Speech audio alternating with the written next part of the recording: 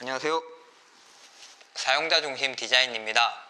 이번 영상의 체크리스트는 첫째, 토지 이용 계획 확인서상 지역이 전용 주거지역 또는 일반 주거지역이다. 둘째, 지구 단위 계획이 없고 계획도로에 접하지 않는다.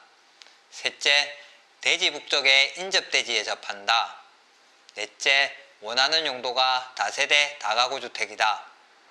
대지 상황에 따라 달라지는 여러가지 건축규모 검토 고려사항들 중 어떤 것이 내 땅에 적용되어야 하는지 혼란스러우실 예비건축주분들을 위한 영상이니 동일하게 적용되는 건축규모 검토 고려사항이라도 빠짐없이 다루도록 하겠습니다. 이전 영상과 중복되는 내용도 있을 것이니 이 점 양해 부탁드립니다. 예비건축주분들은 건축규모 검토 첫 번째 영상부터 세 번째 영상까지 시청하셨다면 체크리스트에 부합하는 케이스의 영상을 찾아보시면 될 듯 합니다. 그리고 정북 1조 대지 내 공지 규정을 적용한 건축규모 검토 후 주차장 배치, 다세대 다가구 주택의 특이점이 이어지니 영상을 끝까지 봐주시기 바랍니다. 케이스별 건축규모 검토에 사용하기 위해 새로운 대지를 가져왔습니다. 저번 영상에서 그려보신 대지 형상에 기본적인 조건을 적어줍니다. 토지 이용 계획 확인원에 나와 있는 면적, 직접 구해보신 대지 공제 면적, 건폐율 용적률의 기준이 되는 대지 면적, 도시계획조례에 나와 있는 최대 건폐율과 대지 면적을 곱해서 나온 면적, 최대 용적률과 대지 면적을 곱해서 나온 면적, 그리고 조금은 번거로우시더라도 트레이싱지 한 장에 대지 형상을 그려줍니다. 방위표도 그려주시고요. 이번 영상에 적용될 건축규모 검토 고려사항은 정북 1조 대지 내 공지입니다. 정북 1조 건축 한계선에 대해 알아보겠습니다. 용도가 다세대 다가구 주택이기에 구조는 철근 콘크리트 벽식 구조로 층고 3m로 계산을 하면 건축물 높이 9m 이하의 3개층이 가능합니다. 1, 2, 3층은 높이 9m 이하이기에 전국방향 이격거리 1.5m, 4층은 높이 12m, 전국방향 이격거리 6m, 5층은 높이 15m, 전국방향 이격거리 7.5m. 내용은 복잡한 듯 보이지만 방안지에 간단한 도식화를 해보겠습니다. 영상을 보신 분만 알 수 있는 정북 1조 심볼을 그려줍니다. 3층은 1.5m, 4층은 6m, 5층은 7.5m. 방안지를 테이프로 고정시키시고 대지 형상이 그려져 있는 트레싱지를 올려놓습니다. 방향을 정북으로 맞추고 북쪽 인접대지 경계선을 따라 이동합니다. 여기서부터 이동하겠습니다. 건축 한계 해당 층을 표기해 주시고 인접대지 경계선이 꺾이는 부분에서 정북 1조 한계선도 꺾입니다. 꺾이는 지점에 건축 한계 해당 층을 표기해 줍니다. 각 지점을 연결해 주시고 정북 1조 건축 한계선이 그려졌습니다. 다음은 대지 내 공지 건축 한계선을 그려보겠습니다. 건축규모 검토 두 번째 영상에서 다루었던 내용입니다. 다세대 다가구 주택은 퉁쳐서 인접대지 경계선에서 1m를 적용합니다. 볼펜이나 수성펜으로 그어줍니다. 이렇게 전용 일반 주거지역에서 다세대 다가구 주택의 건축 한계선을 그어보았습니다. 건축 한계선이 그려졌으니 개개인의 취향인 어떻게 지으면 좋을까에 따라 층별 면적을 계산하고 각 층별 면적을 합하시면 됩니다. 다세대 다가구 주택을 포함한 주거를 목적으로 하는 건축의 규모 검토는 다른 용도의 건축물보다 복잡하고 고려사항도 많습니다. 다세대 다가구 주택의 세 가지 특이점은 첫째, 주차 배치가 주요 고려사항이다.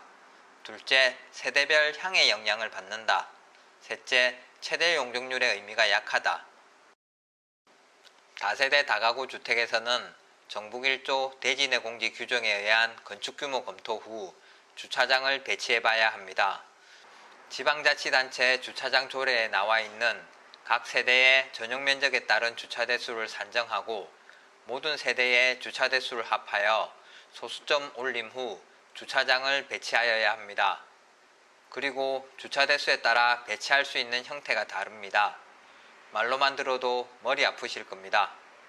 소규모 부동산 개발에 적용 가능한 전면 도로를 활용한 병렬 주차 방식이 배치 가능한지 우선 검토해 보시고 건축 설계 전문가와 협의하시는 것을 추천합니다. 전면 도로를 활용한 병렬 주차 방식을 방안지에 그려보겠습니다. 내 땅에 들어갈 수 있는지 확인합니다. 5대 주차 대수는 지방자치단체 주차장 조례에 따라 다르지만 원룸에서 거실 없는 투룸은 세대당 0.5대로 계산하여 10세대, 거실이 있는 큰 투룸에서 작은 3룸은 세대당 0.7대로 계산하여 7세대, 큰 3룸은 세대당 1대로 계산하여 5세대가 가능합니다. 조망의 장점이 없는 북향 또는 서양인 거실, 방이 좋지 않다는 것은 아실 겁니다. 자세한 내용은 다음 영상에서 다룰 기회가 있을 것입니다. 각 세대에 비교적 균등한 향의 건물을 설계하다 보면 평면 구성에 제약이 있습니다. 이로 인해 건축 가능 영역 전체를 활용할 수 없는 경우가 생깁니다. 결국 북향과 서양에는 비교적 자연채광, 자연환기의 중요도가 낮은 공간이 배치되거나 주거 환경에 좋지 않은 북향, 서양의 세대가 계획되어 분양이나 임대에 어려움을 겪는 경우가 생깁니다. 발코니 확장도 들어보셨을 겁니다. 발코니는 서비스 면적으로 분류되어 용적률 산정에 포함되지 않지만 내부 공간으로 활용이 가능합니다. 주택 건축의 최대 메리트입니다. 건축규모 관련 법규, 주차 대수 등 법 규정을 만족하고 발코니 확장을 잘 활용하신다면 최대 용적률을 훨씬 초과하는 면적의 건축이 가능합니다. 그만큼 사업성에 긍정적 영향을 줍니다. 하지만 말처럼 쉽지 않은 게 주차 대수가 다른 용도의 건물보다 엄격하고 계획상 각 세대의 향이 중요 요인이기 때문입니다. 다가구 다세대 주택의 특이점으로 인해 건축규모 검토 단계에서부터 다르게 접근하여야 합니다. 지하주차나 기계식 주차가 없다는 전제하에 우선 건축 가능 영역을 구해보신 후 1층 부분은 주차장과 여유가 있다면 근린생활시설을 설치하시고 2층부터 세대를 배치합니다. 1층에 설치 가능한 주차 대수에 따라 세대 타입과 세대수를 정하시면 됩니다. 추후 건축 설계가 진행되어 건축 개요상 최대 용적률에 못 미치는 용적률이 나오더라도 다세대 다가구 주택의 특이점을 아신다면 왜 그렇게 될 수밖에 없는지 이해하실 겁니다. 이상으로 전용 주거지역, 일반 주거지역에 북측에 인접대지 경계선이 있는 대지 현황에서 다세대 주택, 다가구 주택을 건축하실 때 건축 규모 검토를 예비 건축주분들이 직접 그려볼 수 있는 길잡이 영상이었습니다. 다세대 다가구 주택은 다른 용도보다 까다롭고 고려사항도 많습니다. 그만큼 예비 건축주께서 접근하기에 장벽이 높다는 의미입니다. 세부적인 내용은 건축 설계 전문가에게 맡기시고 다세대 다가구 주택의 3가지 특이점을 기억하시고 협의하시기 바랍니다. 영상이 마음에 드신다면 구독, 좋아요 부탁드립니다. 시청해주셔서 감사합니다.